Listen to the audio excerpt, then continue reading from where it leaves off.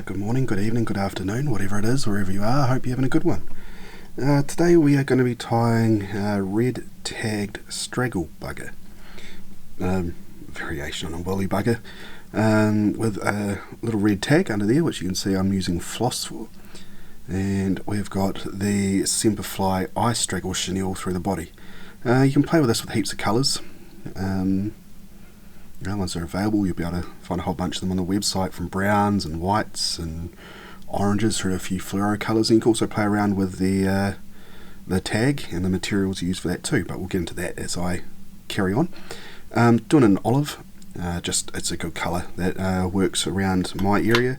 A few different sort of variations you can see you can do. I've been playing with little two-tone ones there as well, with an olive and yellow Marabou for the tail, whereas it's just olive Marabou for that one.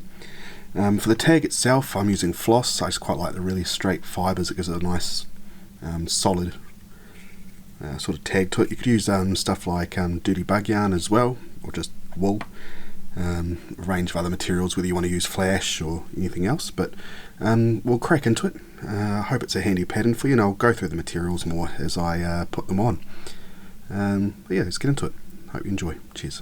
Alright, our hook today is an Ahrex FW581, which is a wet fly barbless hook. I'm tying it in a size 8. I've also tied these on Kaiman B175s, like this guy here, which also has a bit of flash down the side, which is another good hook. Or the, I think it's B800, no, 830, sorry. I've been using them as well, but I'm really liking these barbless Ahrex hooks at the moment. Thread, we're using Semperfli Nano silk. I've just got 18/0 threaded up at the moment, so I'm just going to carry on using that. You can go bigger though, whether you want to use 50 denier or 12/0, or even bigger, it's fine, depending on the size of your hook, of course. But yeah, we'll just get our thread base down. Been fishing these on the Hutt River here. Winter's always a struggle on that river, but I had a couple takes on them through summer, which were fun. But that straggle string looks fantastic. Once it's wet, it all sort of tapers back and kind of gets a translucent look to it, which is pretty cool. But we'll get that thread base on, and we'll just get rid of the tag end, and we'll move on to putting our red tag on. Right, so I'm using red floss for my red tag. I really like the vibrancy of the colour, and again I like the it's very stiff, straight fibres. Simplified to a whole range, just as a handful of examples. Got chartreuse and yellow, purple there. There's just a few that I've got sitting out on my desk at the moment, but a whole lot of colours as well. But again, the dirty bug yarn makes for a cool tag as well, and there's a whole bunch of other colours there. So I've got them all packed away at the moment, but now obviously that's a bit thin for this size hook and the type of tag I want to do. So I will double it over, secure that in, and tie this in. Now I'm going to tie it along the shank of the hook, as it's going to help build a little bit of a body. And try not to catch it too much, but little pinch wraps help get that in. And then we're going to double that back over on itself. So by the time we've done that, we've got 4 times the original, if my math is correct, 4 times the original width of that initial tag, which just allows us just to make the bigger tag. Now you'll see it all dangling back there. Take the scissors, and I want to have it just slightly longer than the end of the curve. Just snip it there. And it still kind of separates in, but I found if you take your finger, brush it around, get some out of the individual strands, and got a nice little red tag. The floss has a nice sort of, it's not a sparkle or a shine, I guess a luster to it. Just reflects a little bit as well, which I really like. We'll just get that secured in, and then we'll move on to the tail. Right, for our tail we're using some olive Marabou. Again, this pattern you can use whatever colours you want, whatever you need, just the stuff that's sitting around my desk. I've also used this lighter olive, and as you can see with this one, I put a brown tail on it, which is quite cool to get it a, I don't know, kind of two-tone effect is probably the word I'm looking for. Similar to that one I showed at the start with the yellow underneath. just changing around those colours, playing with patterns and stuff like that. But we're doing this one in olive, keeping it nice and simple. We'll just do the single colour for this video. Right, so I want it to be roughly in the ballpark of the same length as the shank, or a little bit longer. And we're just going to get it so it's probably a little bit longer than the shank of the hook. And we'll just secure it on top and just tie it in there. Tie it back until you're flush with the where the red tag starts, and then we'll bring it forward. Now you could try to tie that, but I find all this stuff gets in the way. And if we cut it just so it's about there, caught a bit there, but alright, and we will tie this stuff down. It always gets a bit messy. If you hold on to it, you don't have to deal with as much mess here, but it's all going to be covered up, so it doesn't really matter too much. Cool, and we got that nice and secure. Now if you want, just trim away some of that junk. But I find trimming it earlier means we don't get so much bulk up around the head. Always makes me feel like a hairdresser doing this. Cool. Now that tail looks all bushy and stuff now, but it is, when it's wet, it all just sleeks back into a really nice looking little tail. I can't really show you with the way I have the camera set up. I'll just pull out another bit of Marabou here. The way it starts off, you can see it's got all that stuff there, but I'll tend to trim off the stuff down the bottom.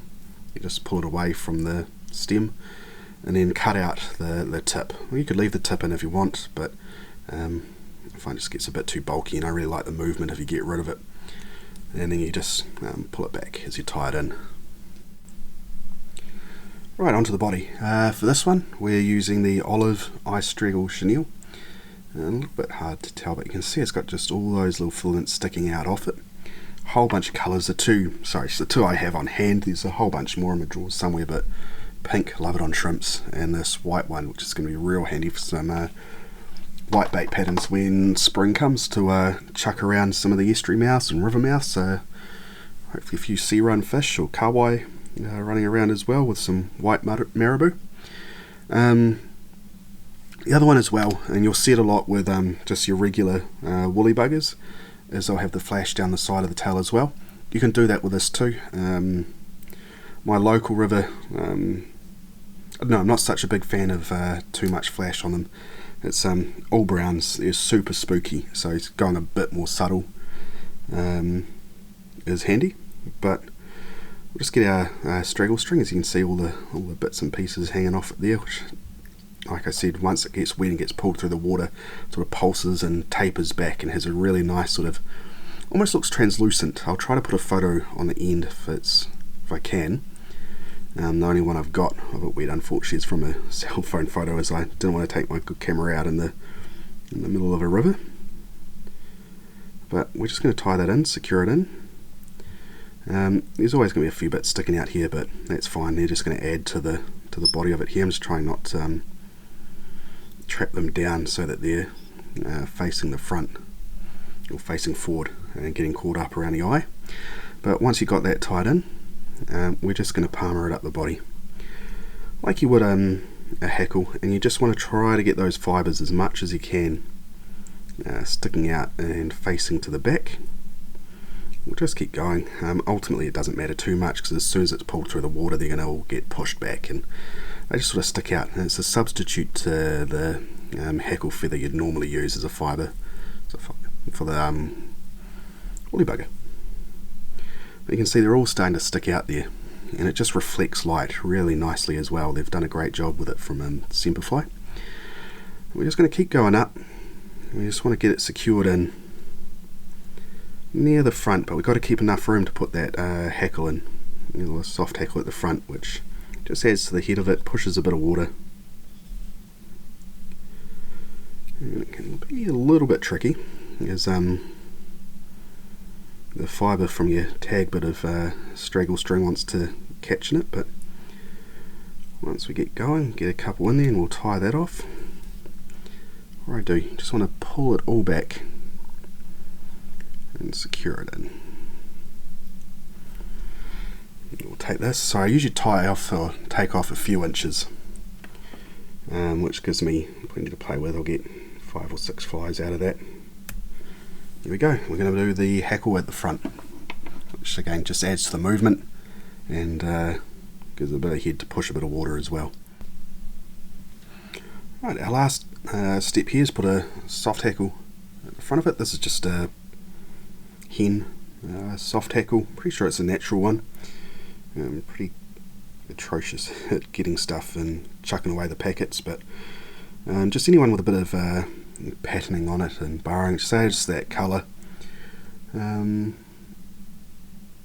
Like I said just before, I like it. It gives it a bit of movement and moves a little bit of water if you're fishing them more shallow, or if you're stripping them just through still water.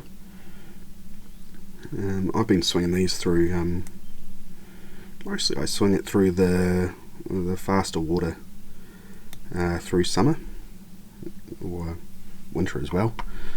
Just get it tied in there. We'll nip off the tag end.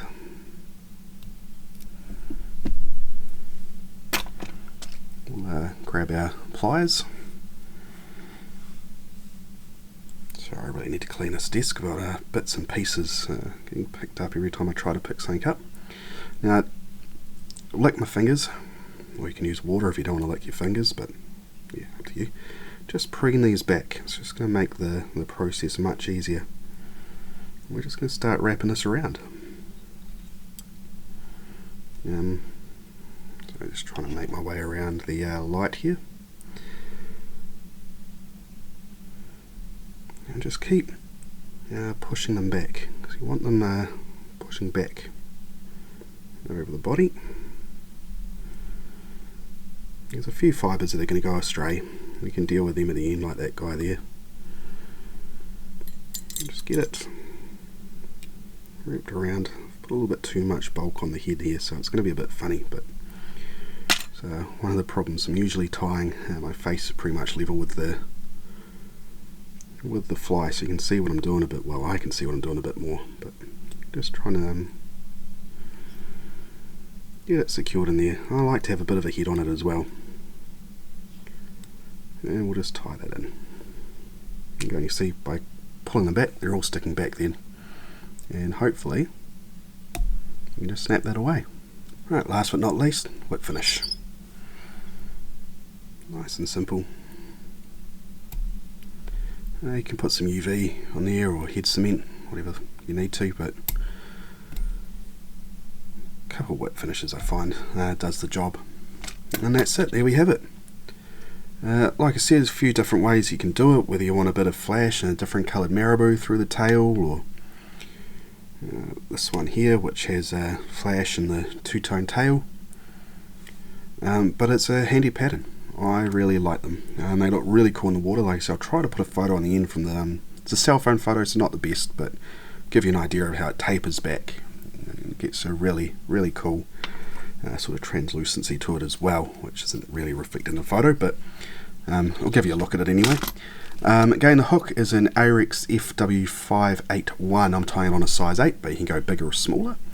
This one got olive marabou and the red tag underneath with the floss. Then we've got the Straggle ice straggle string from Semperfli through the body, and a soft hackle, hen's hackle for the head of it there. Tied with black Nano silk, but you know, for consideration you could put an orange hotspot or a bead head on there as well, which will look really good. And bead head handy as well if you want to get it a bit deeper. But hopefully it's a handy fly for you, a handy pattern, and I hope you enjoy tying it. Happy tying, see you next time. Cheers.